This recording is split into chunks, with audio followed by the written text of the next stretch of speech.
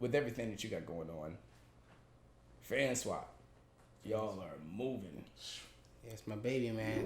It's moving, man. It's becoming with the team partners, everybody.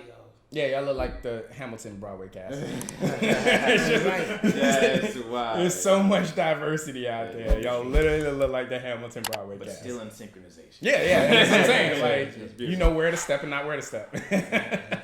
How the fuck did that start? Like, all right, so a year ago, I started with a whole nother crew, and we were supposed to only do one show, and we ended up doing 36 shows.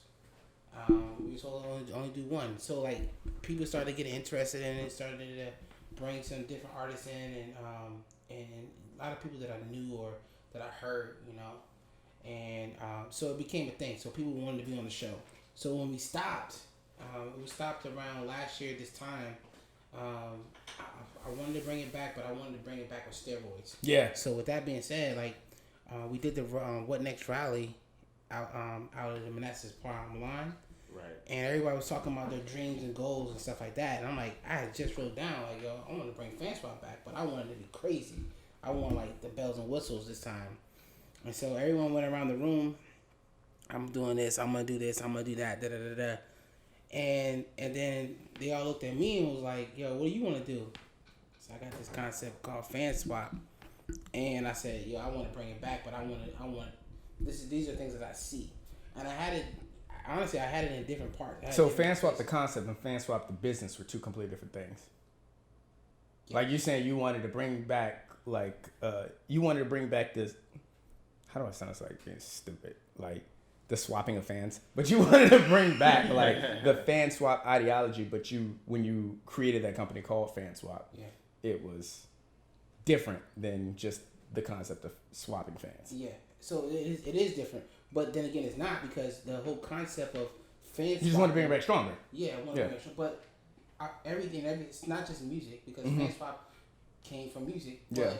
I want to do with entrepreneurs, influencers, and anybody that affects the community. Exactly. Yeah. So for the culture to the community, the culture and the community is strong. We got so much stuff out here, So I wanted to be sure. I want to bring people in, but I wanted the culture to know that we do have best-selling authors that are right here, and then we have so much talent here. So I wanted to bring them together. There's a thing that, as an artist, we don't get together. It's like, they got this pocket of artists over here and this pocket of artists over here. And I wanted to be the bridge, or Fanswap, to be the bridge to bring those artists together. You want to be a gang affiliator. Exactly. Yeah. Wait. You said exactly too fast. Yeah. But no, I get it. Nah. And that's dope. It's because it's about, like, that's what YCC Entertainment is about. It's about creating that network. Like, each individual person can be as strong as they feel by themselves.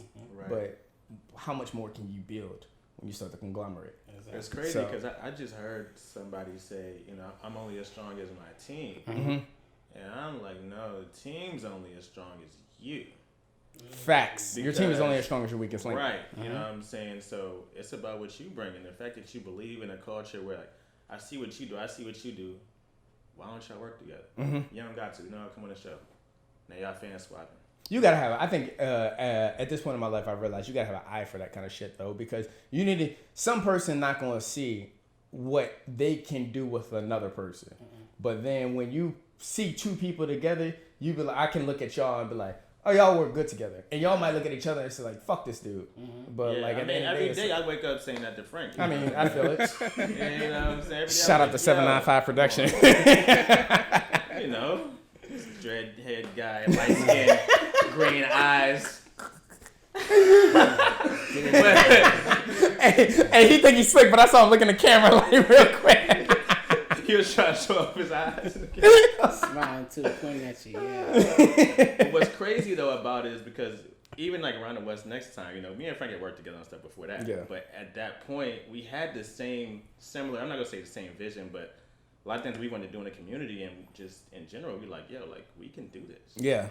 You know what I'm saying? And it was a next level bond and trust through that time period that allowed us to reach this new level of unity and collaboration that you can't collaborate with anybody. I mean, I've been in the studio with producers, rappers, singers.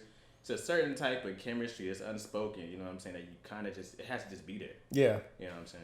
And that's what it's for. Like, I think for the best content that comes out today, it's like there is that chemistry. Like, you see, if you think about like a lot of the Vine, the people that came up with Vine, and a lot of people that are dropping the YouTube skits, like they're the same. Like, they're all in their same elements. They'll drop their own content by themselves. But then when they come together, it's always like the same groups, because you can tell when they're behind the scenes, the chemistry meshes well. Mm-hmm. And I think that's what it's big about. Because I'm be honest, I'm horrible about like team building. Yeah, I'm garbage at it. That's my thing. Like, I pride myself on building good teams. For 15 years, I've built great teams. For me, it's only because like people are looking for their end. Mm-hmm. Like with YCC Entertainment, it's not about me at the end of the day. 795 knows it's not about him at the end of the day. We looking at what can we provide other people, a platform.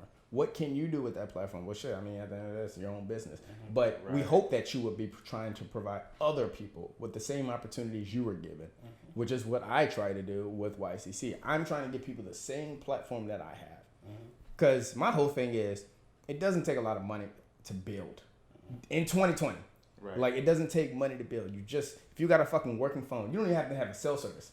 If you just have a working phone, take your ass to Walmart, take your ass to Starbucks, hop on the fucking free Wi-Fi, just record something. It takes consistency. It does take consistency, and that's what a lot of people lack. Yeah. It's like if I don't feel like this is worth my time, after not filling out or figuring out whether it's worth their time or not, they'll instantly be like, nah, I'm good. So that separates. So like, I think vision is one of the things that really keeps you, driven. Foresight. Yeah, like you really kind of gotta see it. Like for Fanswap, okay, everyone's talking about doing a podcast. I have a podcast. I actually took my podcast off recently, but I was like, I don't want a podcast. I want a TV show. Mm-hmm. But your introduction on I Got Something to Say was the dopest shit. That John was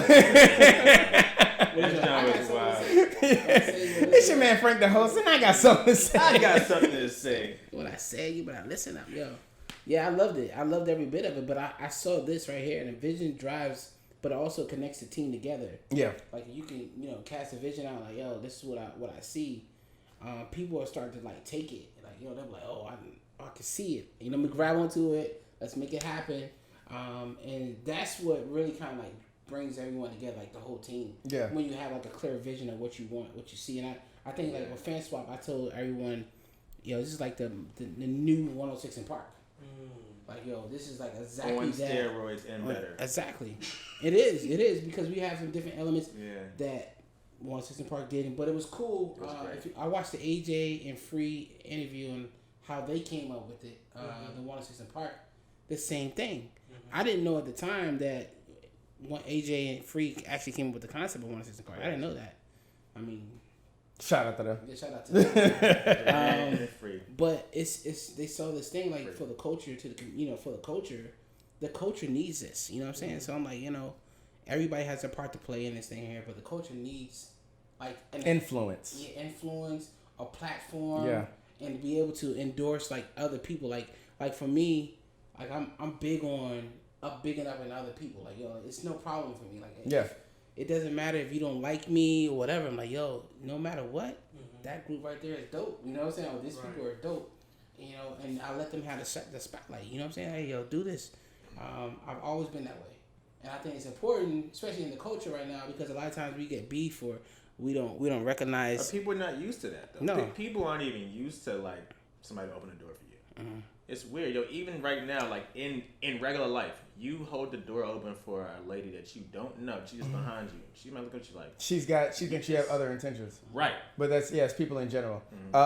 Because God, that sounded like I was just attacking. I was like trying to find a way to attack women. Nah, that wasn't the case. Toxic. But shout out to my exes. But no, toxic entertainment.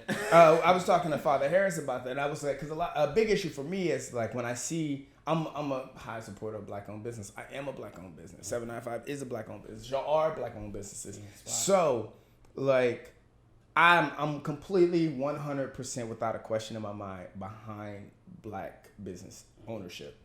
My problem with a lot of people that come in, this is not all black business owners, but the conversation of employment comes up. It's like, no, don't just don't.